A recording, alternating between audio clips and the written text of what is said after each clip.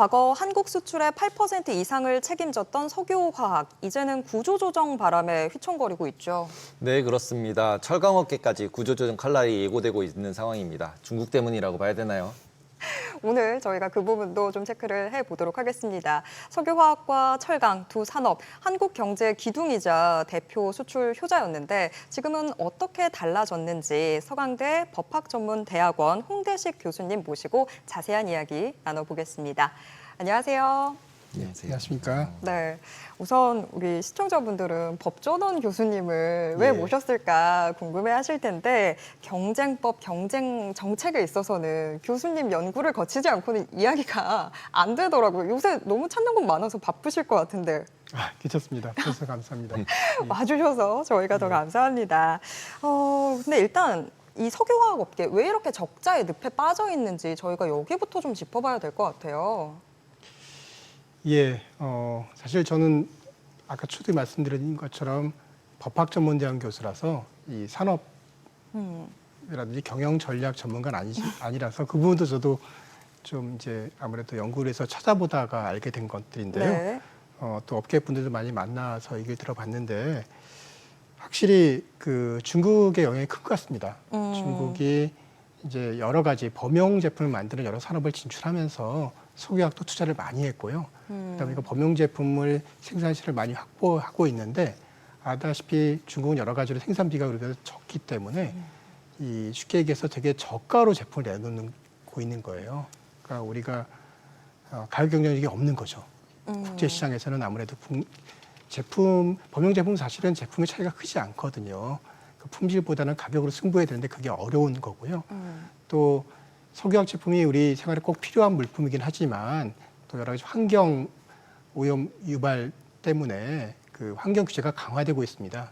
그런 것 때문에 그 기준에 맞추기 위해서 시설 투자도 더 많이 해야 되고 연구도 많이 해야 되고 그런 비용도 더 많이 들고 그런 글로벌 환경 변화와 또 중국의 그런 이제 경쟁력 강화 이런 것이 복합적으로 작용해서 이런 문제 생겼는데 과거에도 물론 이제 조금씩은 이 업다운이 있었는데 이런 문제는 일시적인 문제가 아니고 이제 구조적이고 장기적인 문제이기 때문에 심각하다고 생각됩니다. 지금 말씀하신 것처럼 결국 중국에서 과잉 생산 때문에 결국 우리가 어떤 경쟁력을 가지기 어려운 상황이다. 그러면은 지금 이 상황을 타개할 방법이 없는 거 아닌가요? 그러면은 뭔가 이제 트럼프처럼 법으로 막아주든지 뭐 보호를 해주든지 이러지 않으면은 중국이랑 경쟁할 수가 없는 상황일 것 같은데 거기다가 이제 제가 잠깐 보다 보니까 중동 산유국들도 뭐 석유 뭐 NCC를 증설한다고 나오더라고요. 근데 저는 보통 중동 그러면 석유만 파고 그걸 수출을 해서 중국에서 만들고 우리가 이제 가공을 하고 이랬는데 중국이 많이 해서 그랬다라고 생각을 했는데 중동도 이런 거를 또 이렇게 생산을 늘린 경우가 있더라고요. 그래서 이런 것들까지 겹쳐지면 우리나라 기업들은 어떻게 하는 게 좋을까요? 그리고 정부는 예를 들면 아까 법 쪽 얘기하셨으니까 뭐 법적으로 좀 이렇게 보호해주거나 이럴 방법이 있을까요? 그렇죠. 힘든 문제죠. 그러니까 산업 현장에 있는 분들이 그래도 어쨌든 생존하기 위해서 해결책을 찾고 있는 걸로 알고 있습니다. 근데 이제 두 가지가 같이 움직여야 되는데 하나는 아무래도 마진이 높지 않은 범용 제품보다는 고부가 가치 제품 그리고 또 새로운 산업에 잘 맞는 그런 제품들을 개발하고 생산해야 되는데 투자가 필요하잖아요. 그러면 기존의 설비에 들어가는 고정 비용들을 줄이기 위해서 생산 설비를 감축하고 동시에 구조조정과 동시에 새로운 투자가 일어나야 되거든요. 근데 이제 새로운 투자가 일어나는 재원 확보와 또 구조조정하기 위해서는 제도적 뒷받침이 아주 필요하다고 생각합니다. 근데 지금 뭐 업계에서 구조조정 얘기도 나오고 정부에서도 원하는 게 구조조정이기는 한데 저희가 구조조정을 생각하면 딱 떠오른 단어가 M&A고 근데 그러다 보면 공정거래법이 뭔가 이 상황들을 다 뭔가 힘들게 만들지 않을까라는 생각이 들어서 어떻게 보실까요? 맞습니다. 구조조정의 수단은 이제 크게 M&A도 있지만 M&A는 결국 기업들이 합쳐야 되거든요. 또 그게 간단하지 않은 문제입니다. 여러 가지 의사결정을 요해야 되니까 현재 기업들이 그대로 있는 상태에서 서로가 갖고 있는 생산시설을 상호 어떤 협의를 통해서 감축하는 것이 또 중요한 방법인데 문제는 그런 방법은 이제 공정거래법상 카르텔이라는 유형에 해당하기 때문에 공정거래위원회가 이에 대해서 인가를 하거나 이건 법적으로 괜찮다 이렇게 해주지 않으면 사업자들이 섣불리 그런 구조조정에 나설 수가 없는 게 현재 상황입니다. 그러면 정부는 지금 사실 구조조정 알아서 해라라고 예. 해놓고 난 다음에 뭔가 더 나오는 액션은 없는 상황인 거네요. 그게 좀 답답한 부분인데요. 아무래도 이제 주무부서인 산업통상자원부가 구조조정을 위한 여러 가지 지원책 같은 것들을 마련하고 협의를 하고 있습니다. 근데 이 M&A 심사라든지 그리고 카르텔 인가 이거는 공정거래위원회 권한이기 때문에 공정거래위원회가 전향적인 판단을 해줘야지 기업들이 조금 더 안심하고 이 구조조정을 진행할 수 있을 것 같습니다. 이게 문제가 되는 이유가 A라는 회사랑 B라는 회사가 합병을 했을 때 우리나라에서 너무 이제 독과점이 된다. 이래서 예. 니네는 합병 못해. 이런 예. 게 지금 공정거래법에 걸리는 거라고 예, 보면 그것도 되는 거죠. 걸리고 A, B가 서로 그 기업은 그대로 있으면서 서로의 시설을 우리가 감축하겠다. 감축하기로 하자. 그러면 니네 예, 둘이 그렇습니다. 담합한 거야. 담합한 거다. 이렇게 될수 이렇게 있는 하니까 거죠. 니네 둘 다 예. 과징금 맞아야 돼. 예, 이렇게 얘기를 그렇습니다. 한다는 거죠. 예.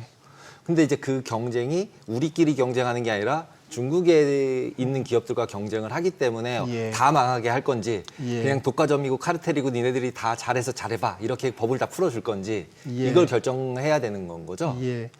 그러니까 이게 어려운 부분인데요. 사실은 다른 나라도 이런 사례들이 꽤 있습니다. 일본이 이미 이런 문제를 해결하기 위해서 근데 공정거래위원회가 판단하기 어려운 부분이기 때문에 특별법에서 해결을 했고 유럽도 사실 그런 사례가 있었거든요. 근데 이런 것이 제도적으로 이런 문제는 공정거래위원회 혼자 할 수 없기 때문에 주무관청과 전문가들이 모여서 같이 해결할 수 있는 그런 제도적인 방안이 있으면 할 수가 있는데 현재 법제도는 공정거래위원회 단독으로 요청하게 돼 있거든요. 공정거래위원회 입장에서도 공정거래위원회는 카르텔을 엄격히 규제하는 게 주된 일인데 여기서 이걸 좀 쉽게 해서 좀 풀어준다. 그러면 그동안 해왔던 거하고 좀 배치될 수가 있어서 공정거래위원회도 고민이 많은 것으로 알고 있습니다. 과거에는 뭔가 이렇게 전향적인 결정을 내렸다거나 그런 사례는 없을까요? 없었습니다. 그러니까 공정거래위원회는 문제가 있으면 이제 제재하는 게 주된 업무이기 때문에 우리 법에 구조조정 효과가 많든지 또는 어떤 산업 합리화를 위해서 더 효율성이 높은 카르텔을 인가해 줄 수 있는 법적인 장치는 있지만 공정거래위원회가 거의 그 제도를 활용하지 않았습니다. 그럼 만약에 이런 법적 지원이 없는 상황에서 예. 이 업체들의 자구책이 어느 정도 효과를 낼 수 있을까요? 아마 뭐 미봉책은 될 수 있겠지만 결국 시설 감축이 수반되지 않은 상태에서 생산량을 줄이고 한다 보면 비용을 줄이는 한계가 있거든요. 그러다 보면 굉장히 빠르게 신속하게 구조조정을 해야 되는데 구조 속도가 느려지게 되면 아무래도 국제적인 그런 상황에 대처하는 게 좀 늦어지게 되고 그런 것이 또 여러 가지 파급 효과를 가져올 수 있을 거라 생각이 듭니다. 지금 화학 얘기를 저희가 쭉 했는데 예. 처음에 저희가 얘기했듯이 화학, 철강 두 개가 다 문제인데 예, 그 그렇습니다. 두 개가 다 결국 특별한 기술력이라기보다는 약간 예, 범용성이다 보니까 맞습니다. 중국한테 밀리는 거잖아요. 예. 그럼 철강 업체들도 또 구조조정해야 된다고 난리인데 예. 이거는 이제 어떻게 바뀌는 것이 가장 좋다라고 보세요, 교수님 보시기에는? 그러니까 사실은 그냥 공정거래법을 그대로 예외 없이 집행하게 되면 누군가 도산하거나 뭐 이렇게 문 닫거나 그러지 않으면 해결책이 없습니다. 자율적으로 그렇게 되기 전에 서로가 상생하는 방안으로 줄이는 것은 현행법상 엄격히 막고 있기 때문에 이게 뭐 다른 법적 수단을 통해서 그것에 대해서 예외를 인정해 주는 것 외에는 현재로서는 기업들의 자발적인 그런 구조조정을 유도하기가 어려울 거로 그럼 보여집니다. 일단 기업이 할 수 있는 것도 아무것도 없는 거네요. 그러면은 결국은 정부의 어느 부처들이 모여서 예. 공정위 말고 예. 어느 부처들이 모여야 그들끼리 합쳐서 뭐 원팀을 만들어라 또는 예. 뭐 M&A를 해라 아니면 이거 감축해라 이거를 명령으로 내려줘야 되는 거잖아요. 법상으로 뭔가 혜택을 주고. 그렇습니다. 그러면은 근데 예. 그걸 누가 결정할 수 있는 거예요? 대통령이 하는 거예요? 지금 그래서 국회 이제 이런 문제 해결하기 위해서 특별법으로 산업부가 주도해서 사업 재편을 하게 되면 산업부요. 예, 산업부에 권한을 주고 다만 이제 공정거래의 의견을 듣게 해서 그런 절차를 거쳐서 이건 사업 재편을 해야 될 것이다라는 결론이 내려지면 공정거래위원회의 심사를 받지 않도록 면제해주도록 하는 그런 법안이 올라와 있습니다. 아, 면제해주는 예. 뭘 면제해줘요 그러면? 그러니까 법 그러니까 위반이 법 위반이 아니라는 이제 면제를 해주는 거죠. 그럼 경제적으로 그렇지 근데 않으면- 아무것도 이득이 없잖아요. 법 그렇게 뭐 위반만 아닌 거보다 뭔가 근데 돈 사실은 달라 그럴 것 기업 같은데. 입장에서는 법 위반이 아니라는 그런 안전한 그 신호를 주면 좀 안심하고 구조조정을 촉진할 수가 있죠. 그리고 거기에 더해서 그렇게 지금 정부가 그 재편 그리고 후지원하고 있지 않습니까? 그게 그런 것이 맞아 떨어지려면 재편을 잘할 수 있게 해주고 나서 그 다음에 이제 세제 혜택이라든지 또는 여러 가지 이 에너지 비용에 대한 어떤 그 면세라든지 이런 것들을 또 여러 가지 정책 지원이라든지 할 수 있을 것으로 보여집니다. 이제 앞에서 막혀 있는 거죠. 지금 뭐 철강업계는 국내 법에서의 지원도 필요하겠지만 미국 법에서도 치이고 있습니다. 맞습니다. 관세로, 예, 맞습니다. 고유 관세로 치이고 있는 예. 상황인데 지금 이 상황 어떻게 보시나요? 분명히 위기인데요.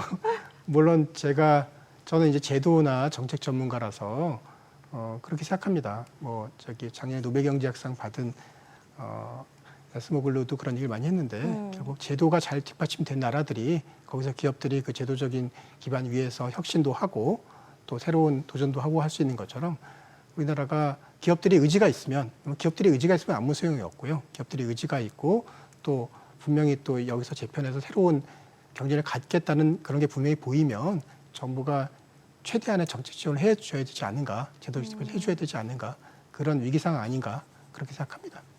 네. 오늘 말씀 여기까지 듣도록 하겠습니다. 예, 고맙습니다. 감사합니다.